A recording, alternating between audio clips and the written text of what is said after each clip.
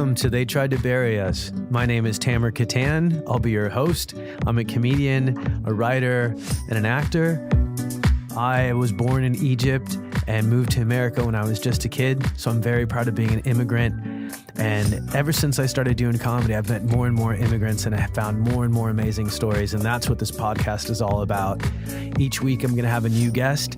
They're going to sit down and share with us their American origin stories, and we're going to get to know each other better, and we're going to find out that we're all just the same. So tune in each week, tell every single person you know, and thanks for listening.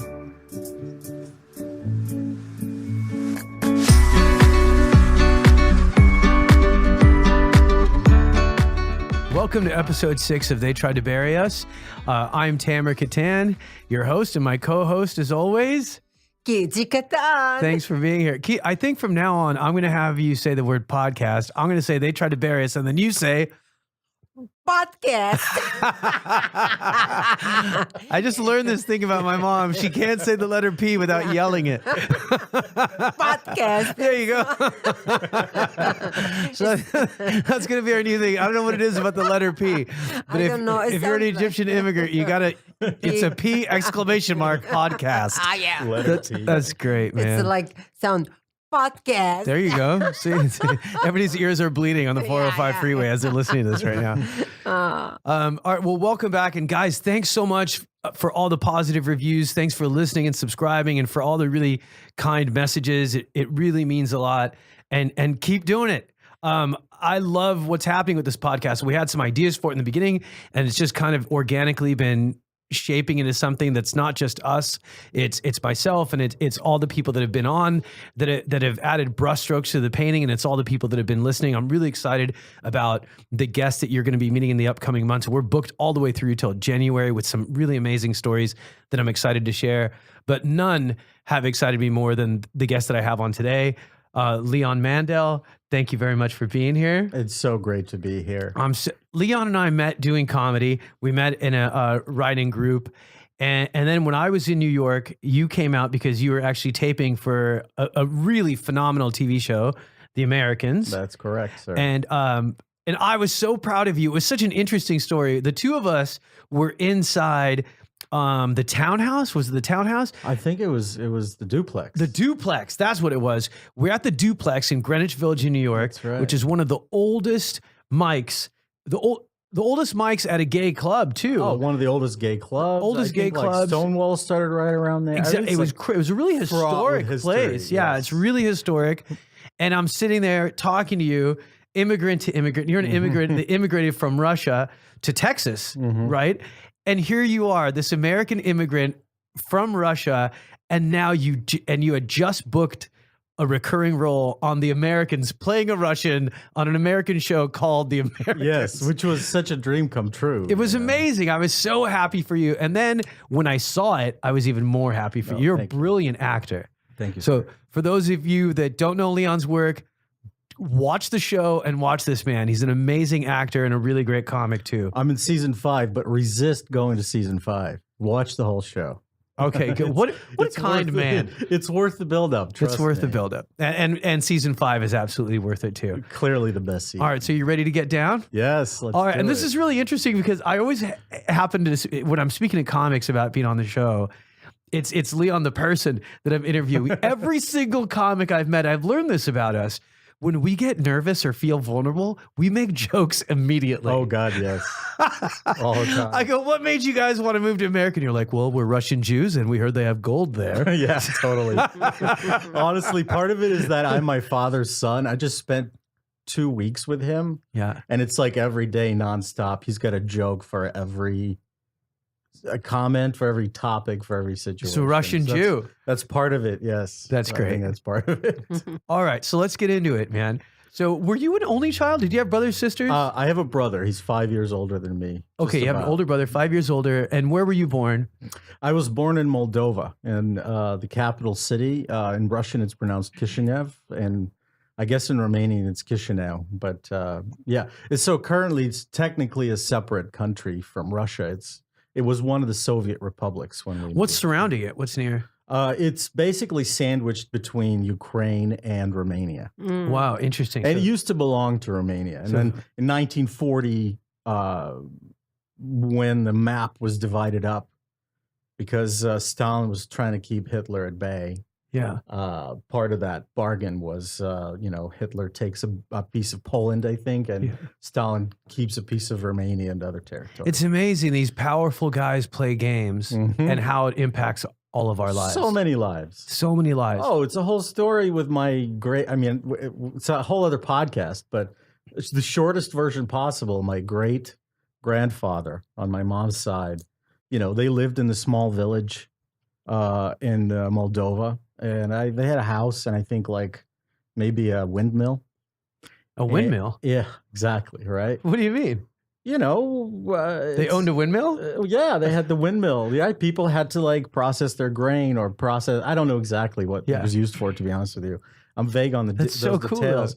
But that stuff got taken away, and he got taken to the gulags, right? Oh, wow. The family was all exiled, I think. It was a difficulty. My great-grandfather at 13, strangely enough, right? I immigrated at 13. At 13, his life was completely topsy-turvy turned around, right? He became like the breadwinner. His dad was in the camps, right? Wow. It's the craziest story, and it's funny that here, all these years later, his great-grandson at 13 immigrates to America. Yeah, it's So you're in crazy. Moldova, you're a kid. What was life like for Russian Jews? I think I have to say that I'm grateful that I never felt a lot of the institutional anti-Semitism and all the different levels of persecution that a lot of people felt. As a kid, I felt pretty protected, Yeah. but I was also aware of it, right? It was talked about, and it had touched my family, no doubt. And overall, it was not the easiest life, right? You were second-class citizens.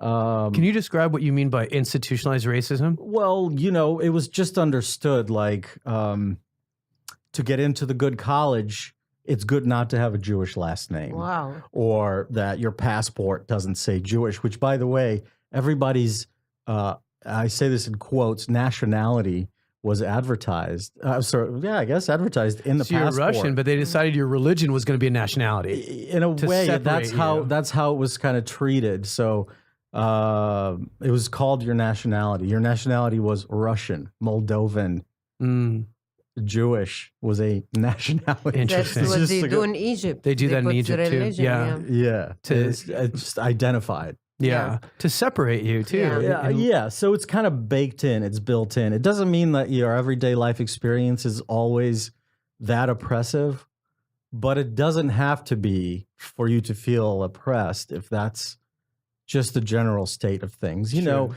And you grow up in a climate of people constantly talking about dissidents. There was a group of famous Jewish dissidents at the time who were trying to put pressure on the Soviet government to allow Jews to leave if they wanted to, So that was a big deal. In the form of like protests and things like that, or some of them were very brave. In fact, my dad and I were just spending a little time together, and he talked about how he helped one such famous guy get employment when he became blacklisted because he was a vocal Jewish dissident. Where I believe foreign press was aware of him, and he had meetings with the head of state. Even that guy, he was at one point blacklisted from getting any work. Wow. So my dad It's interesting that you bring him up. took a chance on him. Yeah, it's interesting that you bring that up now, like on the tail end of the Khashoggi things, right? This journalist gets dismembered by the prince in Saudi Arabia, and you see Putin when they saw him at the summit. They high-fived like they were best that friends. High five was chilling. It Yeah. wasn't it chilling? It was where chilling. you just see these guys and the way they treat different minorities, people, different sexual orientation, journalists, whatever they feel, Yeah. perfectly okay doing the most evil, wickedly evil things. It made me think the world doesn't change despite changing all the time, if that makes any sense. Yeah. Like things feel different, yet here we go again. It's kind of the same old story. One of my favorite quotes is history may not repeat itself, but it sure does rhyme. Yeah. And it's true. It's like a Mark Twain quote, right? It is a Mark Twain quote. Good man. Yeah. It's really insane to me that we're just repeating. We're repeating history, and these evil people that we thought were squashed with a Hitler are back. Yeah. You know, it's back. It's back in Scary. It's back in fashion. It is scary. It is scary because I keep asking anyone who tries to justify it in any way, I keep asking, but who's next? Yeah, exactly. Because I feel like maybe appealing to the self-preservation of a person is where maybe that's the in. Yeah. To changing your mind or getting a person to see it. Like, well, that's the goal. Who's next? That's the goal of this, is to get people just to even. I think what people do is they close their eyes to other people. They don't want to make eye contact. That's the one. I have a scar on my lip right now that you can kind of see, right, from skinheads that jumped me when I was in school. To this day, if I shave too fast, it opens back up. Wow. And I look at it every time I shave. How does it make you feel? Are you kind of, is there a part of you that's grateful? Yeah, there is. I am grateful for it. The only thing is and my mom knows this, I carried around a lot of anger for a long time. And I'm now in my 40s is the first time where I'm starting to figure out how to deal with the anger. But those people that they don't treat you like you're a human being, but once they meet someone, it's really hard for them. We get PTSD when we do violent things to people that don't deserve it. You don't get PTSD. You get PTSD from hating too much. You don't get PTSD from loving too much. You know what I mean? We're not supposed to harm each other. We're not supposed to harm each other. That is so true. Yeah. It's our own brains telling us this is wrong. No matter what governments say, no matter what people say, if there's any message in this podcast, it's you should fear your government, not your neighbor, period. Yeah. Like when they talk about making America great again, when America was the greatest to me is when it was the people versus the power. That's when we are the greatest. And right now it's the people versus the people. So that's the point of this podcast really is to get the stories out there. Like, I don't know if you know that one joke I always say, like, you know, when I tell people on stage that I'm an Arab, they don't believe me because I'm happy. It's because there aren't any happy Arabs on TV. There's only miserable, angry, mean ones. And that's so true. And same with Russians. And it's one of the reasons I was so attracted to the Americans, you know? Yeah. It really was like a beacon of something to strive for, because I noticed here's a show that writes atypical Russian characters for American television. Yeah. Where you just get to be a multidimensional person in a world. And, you know, you're not just a shopkeeper. You're not just a angry landlord mafia guy. Yeah. You know? Yeah.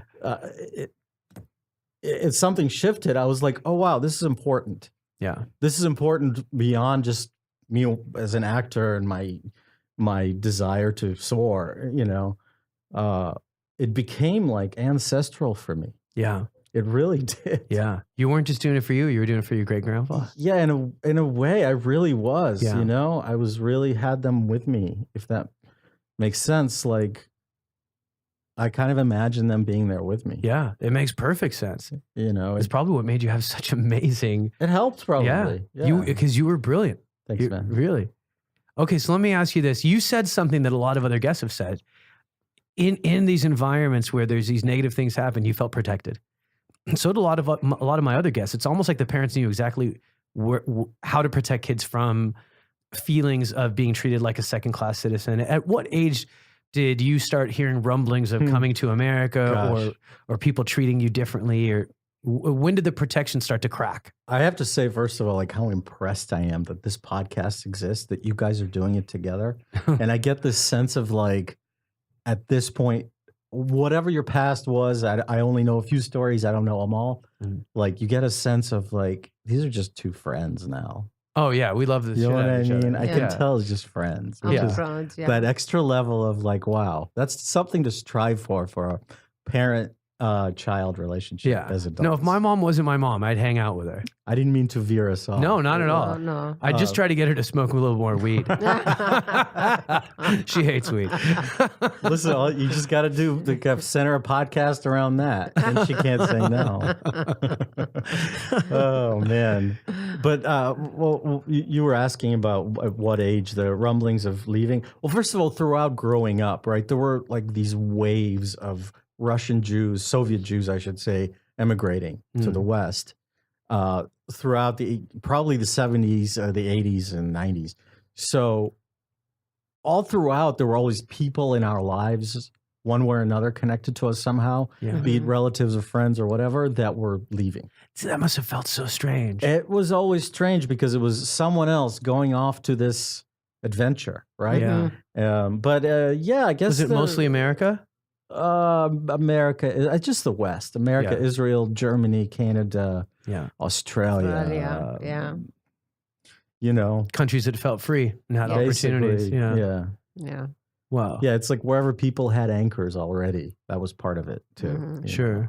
And as a kid, that must have felt weird because you're protected, but then you also see this desire amongst groups of peers to leave. Yes, and you kind of understand both. There's two things. Well, one thing that happened was at one point, your parents start to trust you to overhear the things that no one should be saying in an oppressive regime, right? So that the idea of like, look, you are taught at school one thing that all the communist things and all the slogans and all the ways, but here's what it really is. Wow. But keep quiet. Don't repeat this at school. That must have felt so weird. It's Yeah. the opposite of parents telling you Santa Claus is real. It really Right? is. It really is. It's the opposite. It's the government Yeah. telling you about this false reality Totally. and your parents going, no, this is the truth, but don't tell anyone you know. Totally. And it's funny Wow. because,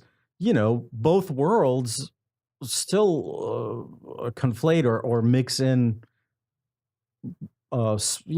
relatively decent morality too. Yeah. Right. So you can be taught that here's how to be a good person, but also the regime, Yeah. is kind of mixed into that. Sure.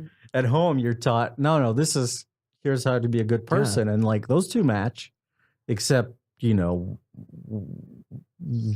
the history is awful and it's oppressive, et cetera, et Yeah. cetera, It's like the theory is moral.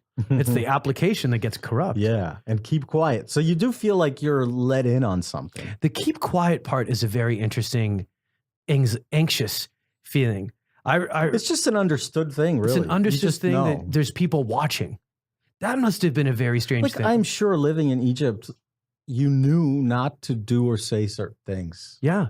I mean, just- my uncle got you just dragged know. out of. My uncle talked about Mubarak, and a cab driver told the police. He was making a joke, and the cab driver called the cops, and they came and took him. And it was this feeling where you're like, we live in a country where the government can take you, has power over you. And it's even when I was in Egypt with my cousin, a cop car was going to pull us over, and he said, "Don't speak." And I said, "Why?" And he goes, "Because your Arabic has an American accent. Don't speak." Wow. And then when the cop came up, he started screaming at the cop. And I was like, wow. And the cop just let us go and apologized. And he said, see, in America, you're afraid of the police doing bad things to you because you're brown. He said, but in Egypt, the police don't know, because our country's so corrupt, they don't know who I might be related to. So if I come strong and it's this game. It's They a get different scared. dynamic. It's They a get s- scared. they, yeah. Yeah. Maybe you have connection somewhere, so they behave well. Yeah, because you can, if you mess with the wrong person in the wrong place at the wrong time, you could be killed. Yeah. So you just kind of, but I mean, I guess my point is like you have to live there for years. Mm-hmm. So you don't you just kind of accept it and go, oh, this is the way it Yeah, is. I have to absolutely. You conform. adapt. Yes. You adapt. You go, yeah, this is the way it You is. shut up about lots of things. Mm-hmm. And that's why America for us was a dream, because the freedom, you Mm-hmm. can open your mouth. And especially one of me, like me, I cannot shut up all the time. I need to speak up. You're just like my can't. mom, trust me. I can't. So if I lived in Egypt, I will be dead by now or something happened, because I don't accept it. It's just very hard. Mhm. So to come to America, you feel it's a freedom. Like right now, I heard somebody told me, don't talk about Trump, behave because you get in trouble. I said, no, that's 2018 and I Mhm. live in America. I have right to say my opinion and I don't care That's if right. right or wrong. That's my opinion. It's very important to speak up. Yes. Otherwise, where we live? Yes. And where? you've lived both realities. Yeah, so I came So here for the freedom. You to remember the speak- contrast Yes. physically. Yeah. And now I see like I'm back to Egypt. Mm. What's going on? She's a different woman. yes. In Egypt, she was a caterpillar. Here, she's a butterfly. You're absolutely She's right. 100%.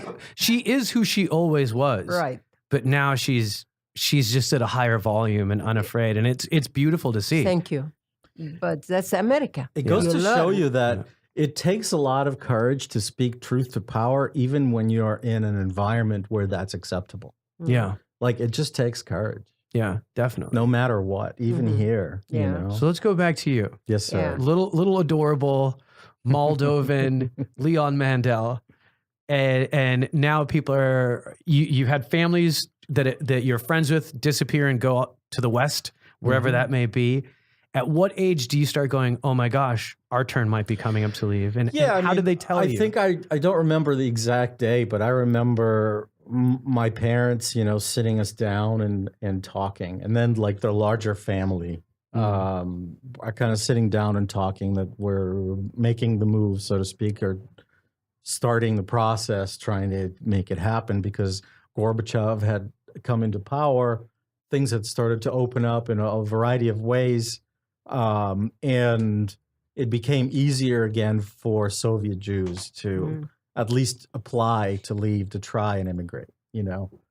So it was, I guess I must have been 11 or 12, I'm guessing. I don't know for sure. So it was pretty quick because you came to America when you were 13. Yeah, it was quick. It was quick, maybe a couple of years. Do you remember anything, any memories from packing and Yes. and your feelings? Yes, all of it was an adventure. I mean, I was old enough to realize that the experience the adults around me were having was different. There was more anxiety. There was, you know, they had understandably more years on this earth. Their roots were deeper. Sure. My dad was leaving his mom and dad and his sister and that side of the family behind for a time at least. They joined us later. It was tough for them, right? But for me, it was an adventure. Yeah. Period. Like more than anything, it was a great adventure. It's the best part of being a kid. The whole thing. Yes. You can just so easily like fall into the good thing. You Yeah. know what I mean? Yeah. It's so true. I remember somebody saying, I learned to surf when I was a little bit older, and one of my friends was saying, oh, you have to be a kid to learn to surf. I'm like, doesn't make any sense. I have more muscle, more coordination, more balance than I did when I was a child. But when I was a child, mentally, I was like, I want to be a world champion surfer. That's funny. And as an adult, I'm like, I don't want to get hurt. Right? So when you're a That's kid, it's true. such a powerful way to have this optimistic. That's true. Yeah. And adults that achieve the biggest achievements are the ones who can still think like a kid. That's funny You you know? say that. What that made me think of is for some reason, like I always feel like I'm constantly playing catch up with pop culture in America because there are a lot of things I didn't experience in the 80s, not even growing up here. But like if you're going to be a comedian and you're going to make references, if you're just going to be like, you know, a man of this world, like you need to know. So Sure. I'm always behind. I'm always like, small wonder, sure, I saw it at 17, you know. Okay, so now the difference between the parents and you and your brother is you guys are all excited. Did you guys, since it was you and your brother, did you guys have like conversations between just the two of you Oh yeah. in your bedroom about course. America and stuff? About everything. I mean, it's all the typical things you do with a sibling when you're buddies. And we shared a room, right? So first of all, you impersonate and make fun of everyone in your family, Yeah. right? Overall, I think you both have some idea. And it's fun to daydream, I suppose. Yeah. You probably did a lot of that. Yeah. Now, what was the day like when you guys were getting ready to go? I remember it very vividly. It was very bittersweet. I remember saying goodbye to every room. To the rooms of I your remember home. It was very Wow. sentimental. My mom was falling apart. She was, strangely enough, maybe I'm misremembering this, but I think she was a teacher, right? And I just remember she was like really sad to leave all her students behind. Yeah, I can imagine. On top of everything Yeah. else, she focused on I that. don't quite a blame bit. her. Yeah, you Yeah. connect with them. Yeah. Yeah. She, I think she kissed the walls. I mean, it was Wow. It was very, very bittersweet. I can picture that in a Russian play.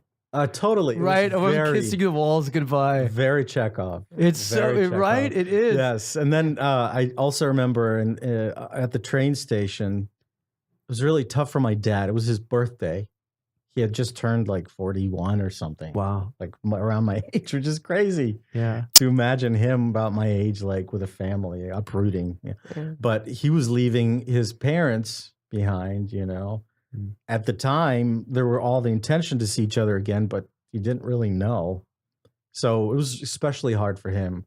I remember my poor grandma, was kind of chasing the train as it was leaving. My dad just teary-eyed, at the window. It was so I think that, at least for me, I remember the early part of the trip was, above anything else, was about consoling my dad, or like, let's all pitch in, make sure that to ease this for him, because this was hardest for him. There was his mom and dad, his sister, my cousins left behind. So you're on a train. That stands out a lot. Yeah, I can imagine. It's such a beautiful picture. Yeah. The grandmother running beside the train. I mean, it's painfully beautiful. Yeah, it's very Zhivago. Absolutely. Yeah. So it is very Dr. Zhivago. So you're on a train, and the train is headed to an airport? Oh, no, man. So we went to Moscow. I mean, the immigration journey wasn't direct to America. We went to Moscow. We had some relatives there. I think some things at the embassy, American embassy, had to happen. All of this was like, I don't know a lot of the mechanics. Yeah. I was either babysitting my cousins or just not included because I was a kid, But you knew Moscow was temporary. Oh, yeah, no, we knew this was just, part of the journey. Just a layover. Moscow, then a few days later, we flew from Moscow to Vienna. Then I lived there for a couple of months, lived in Italy for a couple of months. And this is true for a lot of Russian Jews who left in the 90s. A lot of them went through Italy, and then there, the destination was more solidified as you're waiting for your future host country to let you in, be it Israel or Australia or however it was. Now, did you guys have multiple host countries you were trying to get into, like college? Or were you just going for? Remember. Oh, you don't remember? Okay. I think America. Yeah. Because my grandpa already had a cousin here, but I honestly don't remember. Okay, so now you get the thumbs up to come to America. What's next? Well, just to tell you briefly, like the shock, because my mom and dad and they'd grown up in the Soviet reality.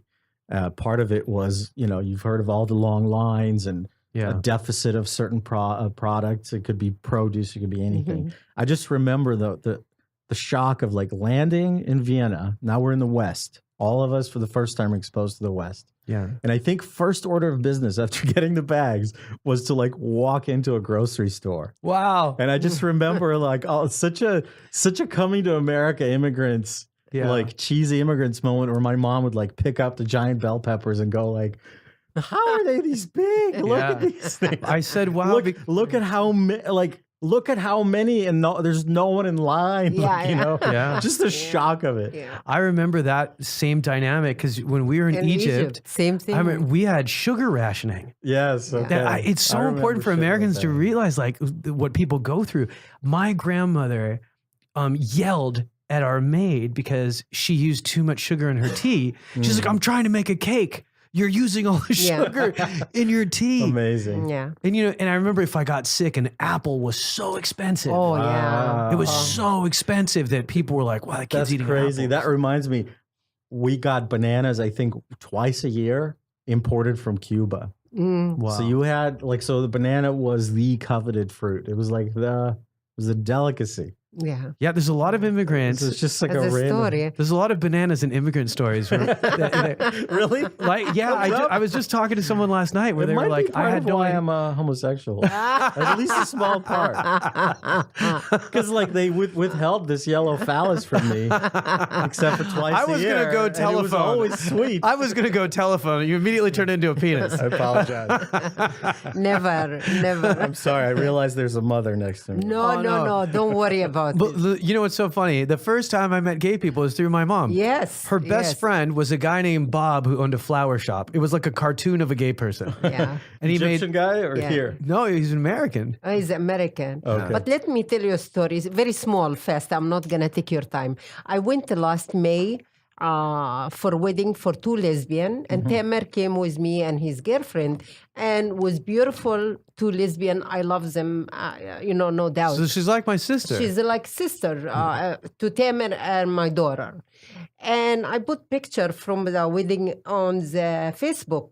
So I got phone from Egyptian women. She say, "Did you went to lesbian wedding?" And I said, "Of course, yes, I did. What's wrong with that?" She say, "Well, I pray for you and for them." I said, "Please, do not do that. They don't need your pray. They don't need anything. They loving. People love them. So don't do that." So she told the other people, and they called me second day. They say, "You're very aggressive." I said, "I'm not aggressive. Aggressive. I'm honest. People loving people. You have to love people. I don't care." So I'm so proud of you. I don't care. And I love you. I love you. I love that doesn't- story yes. so much. Yes. I'm so glad that she. Be proud of yourself. Thank you. I am. And any mom, she loves their kids. It doesn't matter. Even hooker, their kids loves them. You know? That's right. Oh, it's great to compare gays to hookers. That's right. I stop right here. And also, I'm glad you pointed at me when you said hooker. You are not wrong. Well, let me. You know what's funny is Oh, you know what? My mom is right there with you. Even in the darkest hour of all this, like she was hard. It was hard to come out to her. Uh-huh. She didn't have the greatest reaction. It was, it was a journey for her. Mhm. But even in that moment, first order of business was, "I love you no matter what." oh, that's Yeah, amazing. absolutely. And when that's the starting point, That's it. the rest is just a journey. Yes. Yeah. But I love that you spoke up and Yes.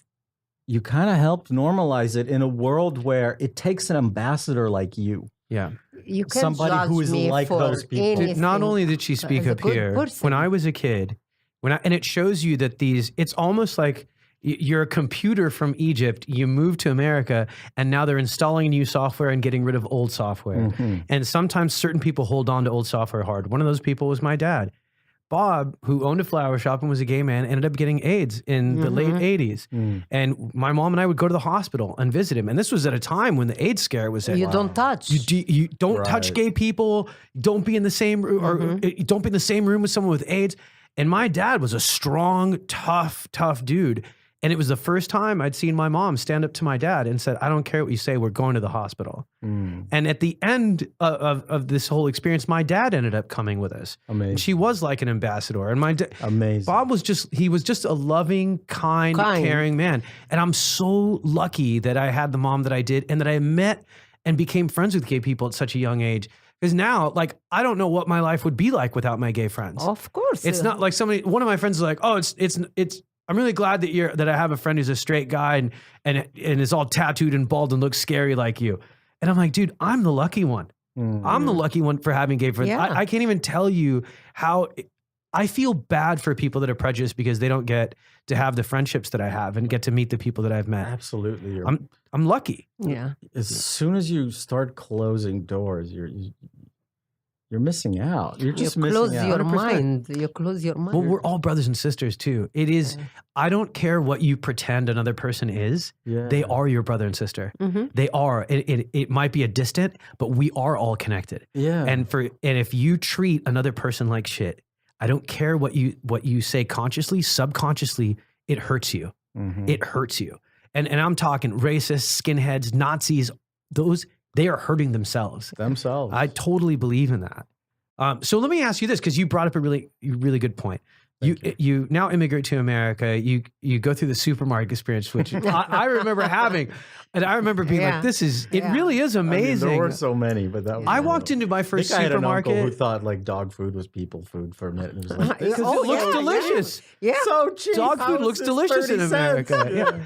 I remember walking into my first supermarket the way an immigrant would walk into Times Square, like just just awestruck at the aisles and so many choices. Totally. Like having 13 different kinds of ketchup or whatever. There's so many different choices of so many different things. It was just like, wow. It's a powerful thing to have that, and it's something we absolutely take for granted. Absolutely. Yeah. I do now. Yeah. I do. I mean, yeah. So you're 13 years old, you're in America, you're going through the immigration experience. When did you, and we jumped into coming out with your mom, but how old were you when you started thinking you were gay? Or well, I started, you have different levels of awareness, I think, as you grow up. Yeah. I mean, since I was a kid, I remember I remember vividly like staring at magazines, like sports magazines, and I would look at the good looking men in those and would feel something, and you can't name it or know what it is or that it's even anything. Sure. It's just an experience you have. Later in life, you think back, you go, oh, that's what that was. Yeah. I guess as puberty starts to hit, slowly your sexuality expresses itself. You start to comprehend what it all means. You can't fight your feeling. No. You can't. But also, I couldn't even like name it or know much about it because it wasn't talked about very much. Yeah. There's so no like role model or anything to look or anything to know. Yeah. It was just like a thing. Then at one point I remember my brother got the sex talk and I was like along for the ride. Yeah. So I think I was too young for it probably. Yeah. But it was all very girls centric, Homosexuality almost never came up. If it did, it wasn't in a positive light. It wasn't like people were vicious about it, but it was never talked about as a good thing. Yeah. It was more like a thing to whisper about. Yeah. Yeah. And this is in Russia. That sort of both there and here. So when you came to America, where did you end up moving to? We moved to Dallas. Which the Russia of America. I'm just kidding, Dallas friends. I'm totally just kidding. Which, at the time, it was alien. It was alien. Yeah. It was like landing in an alien spaceship and walking out and being in an alien place. I mean, just the culture shock, forget everything else, just the culture shock of like a European style of life, walking distance everywhere, wide sidewalks, actual people with feet on the street, to like just suburbs, cars, distances are talked about in terms of driving, like all of those things were shocking. Yeah. Where you'd go out driving and with an American person, they would say, wow, a lot of people out in the street today. And you're like, where? Yeah. And they're like, in their cars. Yeah. And you're like, oh, right. And so you came to America and went to the most American city, like not a big Russian community, but my grandfather had a cousin who was already kind of had roots there. So our family, it was easier to, I'm grateful to them.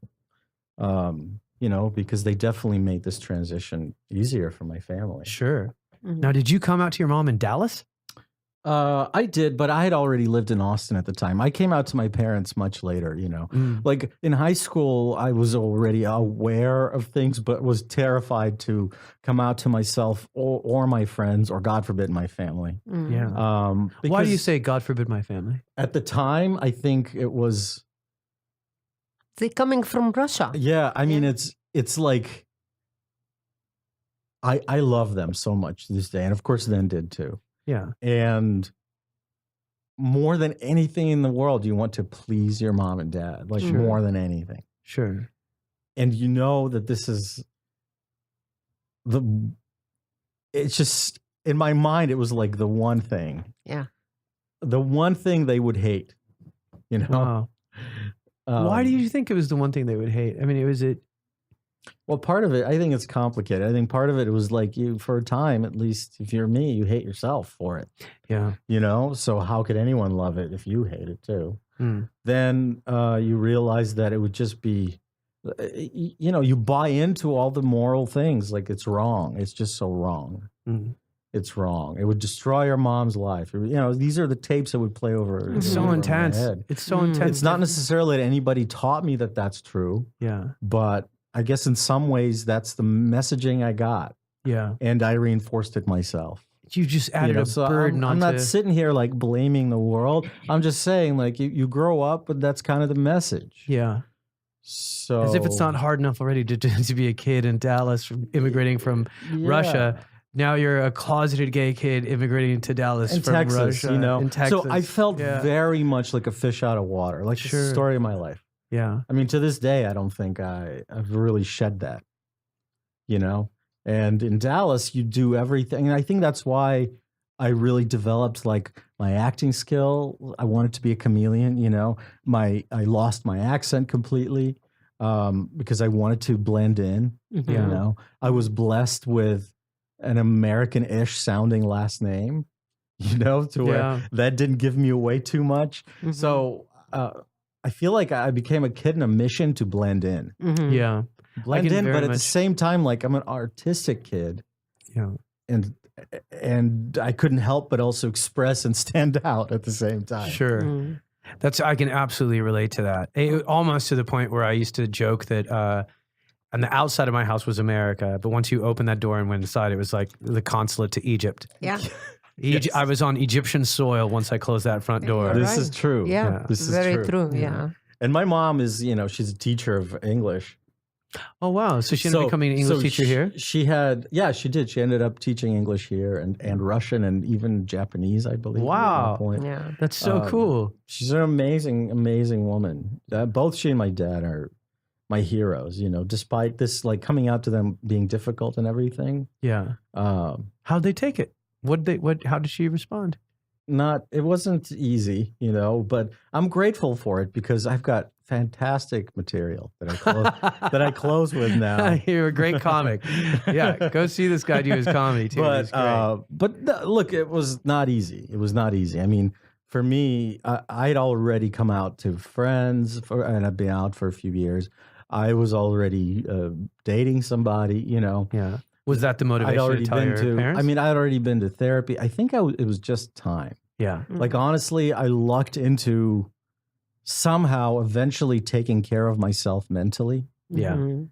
To where I went from a very low place, extremely depressed. I'm sure I had some suicidal thinking. Like, it was, I mean, I don't want to dramatize it too much, but it was there, like, how I'm just here a burden. I'm just a burden, that whole. So I'd worked through that whole story and it took a few years. So it was just time. Yeah. It was just time. I'd come out to my brother. I'm so proud of him. He had another hero of mine. He had a journey of a few hours. It just took him a few hours. Mm. It was a very modern, practical approach. He was like, what was the arc that he went through in that few hours? Like, he was like, first of all, let's not tell mom. wow. Right? He goes, because obviously, like, we need to, let's do that together. So he was there with me. Wow, that's so kind. This is awesome. Yeah. Yeah, he was incredible. He said, I think we were away at some vacation together, which was kind of nice too. So he gave us some time to talk about it, talk it out. I just know overnight, like, he had questions like, well, if there was a pill you could take that would take it away, would you take it? Like, he had some of these like bargaining questions. And then what'd you say? I don't remember what I said at the time. But I'm sure I was honest, like, maybe. But I think I probably said no. Good. I probably said no because I knew in my mind at that time, like, stand your ground, leave no opening here. Yeah. You need to be free. Yeah. Stand your ground kind of thing. There's nothing worse in the world. For the sake of comedy, I said I would. But that's different. Yeah. But but then I just remember the next morning. So that evening we talked about it. I went to bed. It was, again, no one disowned me. He was totally loving and cool. Sure. I understand it. I love you. I just don't understand this. And why would you choose this or whatever? I don't remember the exact language, but I just remember the next morning, he said, you know what? I did a bunch of research. Like, I looked it up online and I can see now this is not something people choose. It was that easy for him. That's so great. Incredible. It was what a smart, loving, intellectual way of approaching. I mean, in a way I had no doubt, but you don't know until you know. It's hard to feel like you might upset people that you love. Especially, I mean, the way you just described your family is 3 of your heroes. Totally. And you don't want to, but part of it is because they went on this journey with me. Yeah. And with themselves and allowed themselves to accept it and have it. And it was ongoing, a few months ago or last year, I guess, I took my partner to a family wedding, I'm sure. Was that their first time meeting him? No. But it was the first time a lot of family meeting him. Interesting. And the first time a lot of family had the occasion to just see me as an regular gay man in life. Yeah. That must have felt good. It felt good. And I'm sure there was some anxiety around it for me, probably for them, but everybody. Probably for your partner a little bit too. Probably the least for him, but yeah, sure. But yeah, I mean, it's been a journey, but I mean, they've shown up for it. That's all I've ever asked for. That's great. Like you learn, the older you get, you learn that you can't expect perfection out of people. Yeah. You know what this has taught me, this experience too, talking to different people along the way, is I was in a social psychology class in college, and there's this quote that I'll never forget where they said the strongest human drive is the drive to belong. More than food, more than shelter, more than anything else is the drive to belong. Wow. Like they literally had these studies where there'd be baby chimps, and in one side of a cage there'd be food, and the other side of a cage there'd be a blanket that smelled like their mom's. And if they picked a side, they knew that the gate would close, and these monkeys would starve just so they could stay close to where they belonged. And I think that's why immigrants are so resilient and so tough. We're not fighting to take away jobs from people. We're fighting for a place to belong. Absolutely. And it's the strongest human drive. It is so true. It's the one thing that always feels inadequate for me. I always feel like an other. I always feel like a fish out of water. Yeah. And often it's tied to being gay in a straight world, being large in a world built for smaller people, being too old, quote unquote, for whatever. Yeah. It's always something that's always haunted me. Do you think that was quite let it go? Do you think that was part of the fear of coming out to your family because you knew you belonged in that team? And now you're saying that you already feel like an outsider, but you have this tight group that you feel you're a part of, and all 3 of them are your heroes. Right. And if you would have said something that made them reject you, oh my God. Yeah, now I'm an outsider in the one place where I didn't feel like one before. Yeah. Yeah, I mean, it's tough for anyone, and I feel like immigrant or not, any gay kid. Yeah, I agree. Who doesn't grow up with parents who are just already experienced with it or know better. Yeah. Goes through that. Was that your toughest day in America? It was probably the toughest day. Yeah. Yeah, I mean, gosh, life is long. There's so many tough days, right? Sure. But it's up there. That's for sure. How long did it take you to actually have the conversation? Also maybe like a day I'm most grateful for. Yeah. Yes. No, now in retrospect, yeah. It was a great Those two day. often come together more often than we want to admit. Yeah. It was a great day. Yeah. Good for you. I'm proud of you. Be proud of yourself. Yeah, that's not easy. Yeah. That's tough. No, it's not. Yeah. It's not. It wasn't certainly at the time. Yeah. And like in high school wasn't a thing yet. The only example of gay kids in high school was this lesbian couple who were treated so atrociously by all the kids and clearly not very well protected by the adults who ran it. Yeah.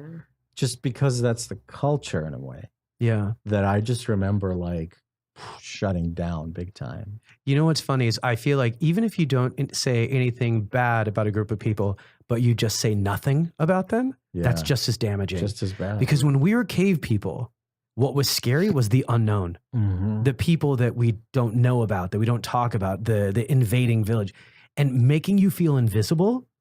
That's why I don't always have money for homeless people, but I never ignore them. I always make eye contact with them at least to let them know that you're not invisible. You're here. Yeah. You know, there's something about belonging. I try to challenge myself to do the same. Yeah. It's tough. That's why most immigrants, they live in same area together. Yeah. Jewish area, Egyptian That's right. area, Chinese, Korean. Yeah. You want to belong. You want a sense of home, a sense of protection. 100%. You have some sort of support network. Yeah. Somebody understand me. Yeah. You know? Yes. Yeah. I told a friend of mine who was like, oh, you know, you're my favorite kind of immigrant because you mix with all sorts of different people. I don't like these immigrants that only hang out with themselves. And I'm like, dude, nobody does that on purpose. No one moves from Korea to live in Koreatown. Right. That's not what they're doing. Let's go live in a miniature version of our country. No one does that. Immigrants come to America the same way nerds go to high school. I want to be friends with the star. I want to be friends with the jock, but they're so abusive to me that I end up at a table with a bunch of other nerds, and that's Koreatown. Totally. And that's Little Italy and Little Russia and same Thai idea. town. Those are nerd tables. I always think about like Americans who are not immigrants, or I guess many generations are no longer immigrant, aware. Immigrant aware. Yeah, you're right. Who travel abroad and like how excited they get when they see other Americans or an American thing that reminds them, even if it's McDonald's or whatever, you go like, yeah, this is all great, but like, let's go have a little piece of America for a minute. Isn't it great? It's the same feeling. 100%. You just want familiarity. Yeah. It makes you feel comfortable. 100% agree. But don't forget, not all American bad. Of course not. The majority of my friends are American. If they travel outside America, they are very good people. Yes. Because they have open minds, they know about other culture and everything. Absolutely. So they accept you easy. But people, they never travel, they don't know ideas. They don't have any idea. I think that's we're getting in the weeds here, but I think partially it's because we're an ocean-locked country. Like that's part of it. Mm-hmm. Our exposure to the outside world, the variety of the outside world it's a pretty great country and so many people want to be here. Yeah. So that's how we get to see them, One of my bits when I was in the UK is I said, if London was a luxury apartment with a view of the world, America would be a mansion with no windows. And it was based on this. I think it was another Mark Twain quote where he said, I've never. Funny dude. Oh, thanks. But it was another Mark Twain quote where he said, I've never met a well-traveled racist. Now, I don't know that's necessarily true. I don't think you have to have money to not be racist, and especially in the political environment right now. Stands. But the point does stand. It's just exposure to other cultures. It's hard to hate other human beings because it's hard to look at another human being and not see part of yourself or part of your family. And I think that's the value of what you do with your acting, with your comedy, what we all do with sharing stories and sharing our lives and being unapologetic about who we are and saying, yes, I'm an Arab, or yes, I'm gay, or yes, I'm Russian, or yes, I'm lesbian, or whatever. Like, we should be proud of who we are so that we make life easier for the next generation of people that are like us. Yes. Yeah, I guess people call it normalizing, right? Yeah. But in my mind, I just see it as having the courage to be yourself. Yeah. Like, it turns out it takes courage. It does. Yeah. To just like be a person. It's so strange. Yeah. It almost shouldn't, but it does. Yeah. I saw a sticker the other day on a car that I'd never seen before. And it just said, people suck. Wow. It didn't say mean people suck. It just said people suck. And I'm like, I've never seen that before. I've seen, every generation almost has like their bumper sticker. Every decade, right? Like, question everything was a big thing from the 70s, right? And peace and never trust. Attitude to carry around. What a weird attitude, right? It's like, well, you're surrounded by people. It's almost like saying, I hate myself. Yeah, that's what the bumper your sticker said. point. Yeah, like, you're a person too. I think that's the environment that we're put in, is because these politicians have created this environment where they want you to fear your neighbor.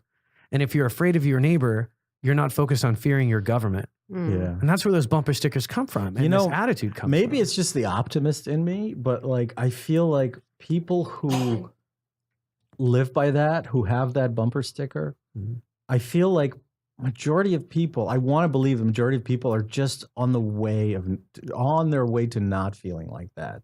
And this is part of their path to getting Maybe there. you're right. Yeah. You know what I mean? Like, as a way Because to... I've also seen that people change for the better. Like the way you get pimples when you're trying to cleanse your face when you're using like an antioxidant, like the pimples come out first. Exactly.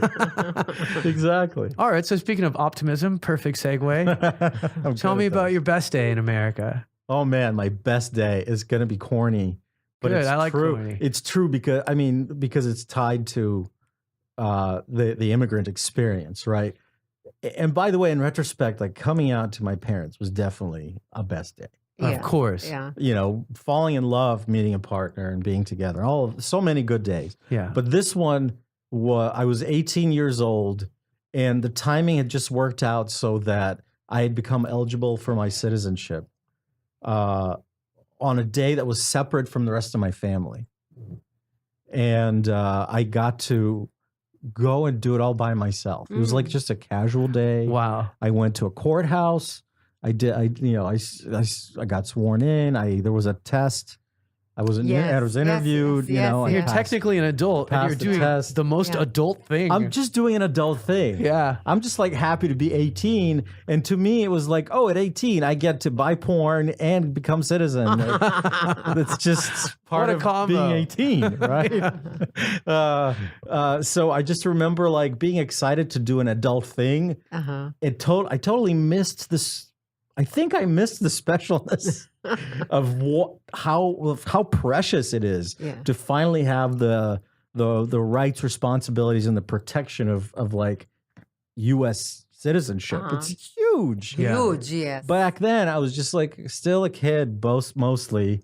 In fact, what I was most excited about was that you get a free shot at picking your name. Like I didn't have a middle name. You could pick your so they tell you on the document, pick whatever you... Yeah, like you're going to get a passport, you're going to get a naturalization certificate. Wow. You know, normally to change your name, you have to go to court, do some things, right? So as a teen, like I was into Mystery Science Theater 3000. My middle name was going to be Tom Servo. Oh, Leonid Tom Servo Mandel. I am so glad I did not do that. Last minute, I was like, I'm going to honor my dad. And good for you. He goes, he's really Sammy and Samuel, but sometimes he goes by Alexander. So I chose Alexander.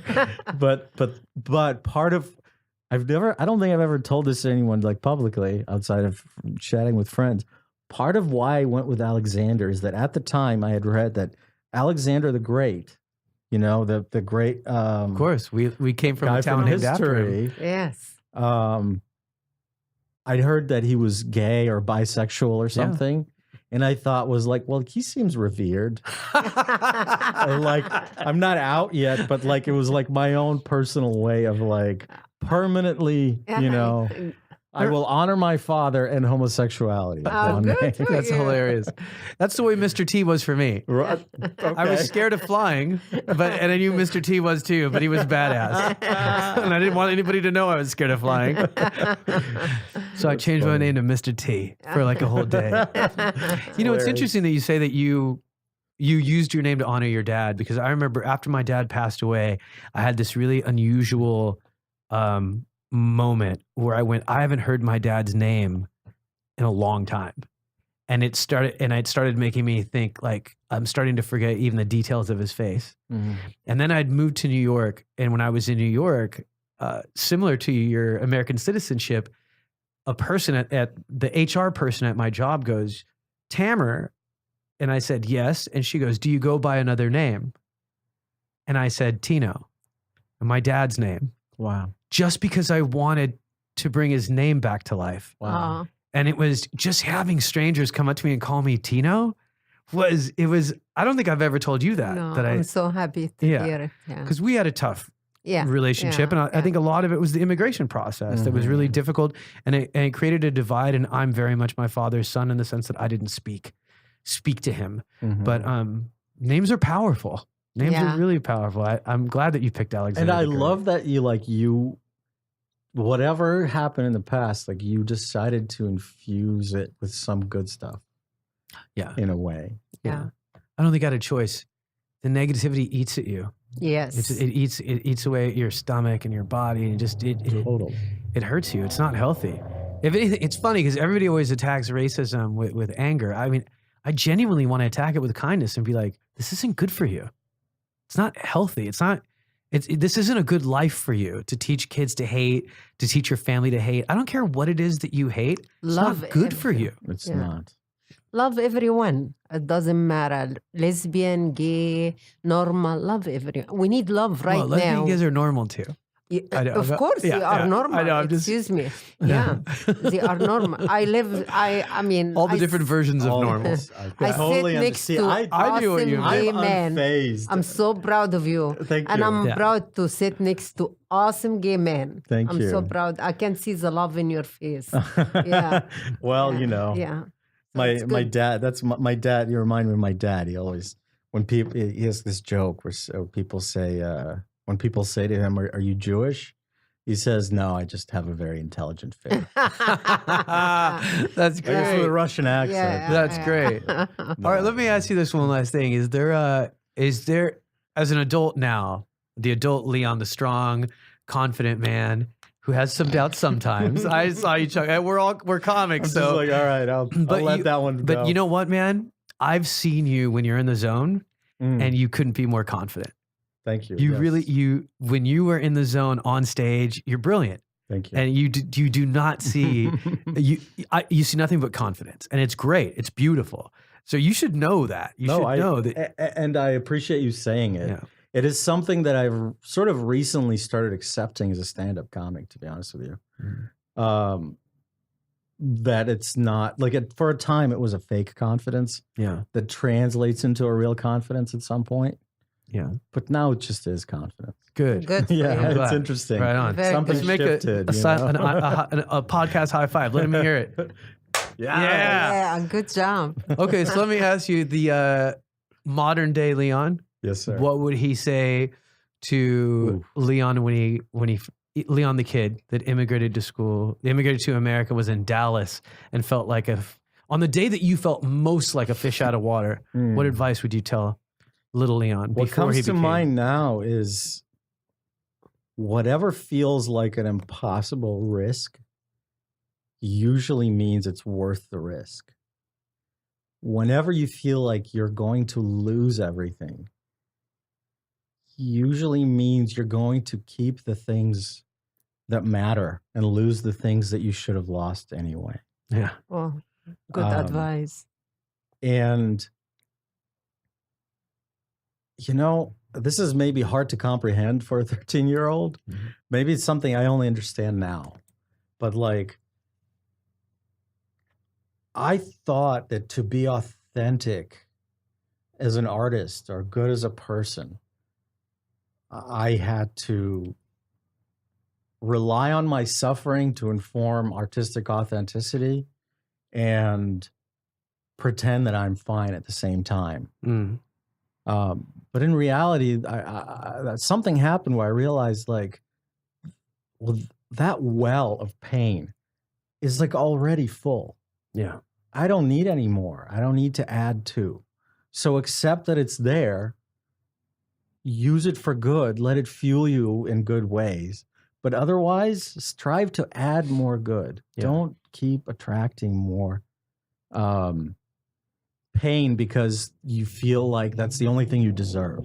Yeah. Do you know what I mean? Yeah. It's hard to concisely say that. I know I'm rambling. Did you? No, you're not rambling at all. Did you feel like you did that when you were a kid? Were there times where you felt like you're? I think so. You go like after years of like it just adds up where you start to feel like an other so much. You Yeah. feel like an other in your family. God, it's most of it is in your head, but still, Yeah. you feel like an other in your family. You feel like an other in society. You feel like an other so much.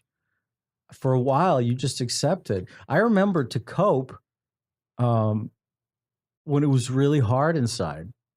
You know, where like, oh my God, I am a gay man. There's no way I can't deny this. Like a constant, you know. I would pretend like I'm in a play.